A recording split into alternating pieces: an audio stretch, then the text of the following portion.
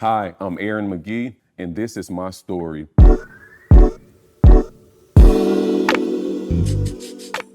I was born to teenage parents, Melissa and Tyrone Perkins. I'm originally from Jackson, Mississippi. I've been in Nashville since I was 10 years old. And for so long, my identity was rooted in the identity of my parents, my family. I come from a big family in Mississippi, two big country families. My dad is the youngest of 12. My mother is the second oldest of 8. So family is essential. And for far too long, in my opinion, I've walked in sonship. As a matter of fact, I'm still the son of Tyrone and Melissa. But most recently, my father even said something. I was terminated from a corporate role at one point, and my father reminded me that, son, at some point, you have to go from boyhood to manhood. My father telling me that was a paradigm shift. It literally crashed my glass ceiling that I had in my mind about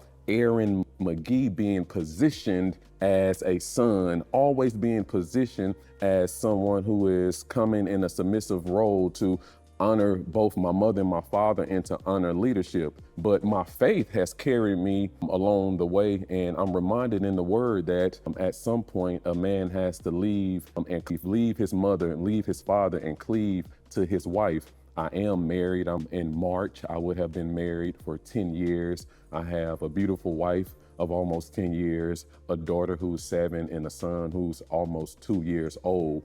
And even with the wife, even being a homeowner, even being an executive, a former CEO, and all the things that I've done in my career, I found that I have been walking in sonship when I personally believe that the Lord, according to my faith, has called me to walk in a higher height of manhood. My life is no different than yours. It's been filled with trauma and drama, and we would need a whole another series for me to tell you about the things that I've witnessed as a man that has shaped my identity. But I'm reminded that the blessing comes down through the Father, and I've been called to fatherhood. And most recently, like I just said, my father has reminded me that every man has a responsibility to make the conscious, the spiritual, the heart position, and the mental shift from boyhood to manhood. Let me tell you why your manhood matters. It matters because someone is counting on your level of authority.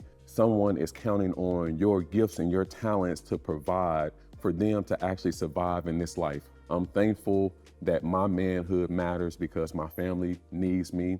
My community has welcomed me with open arms to serve.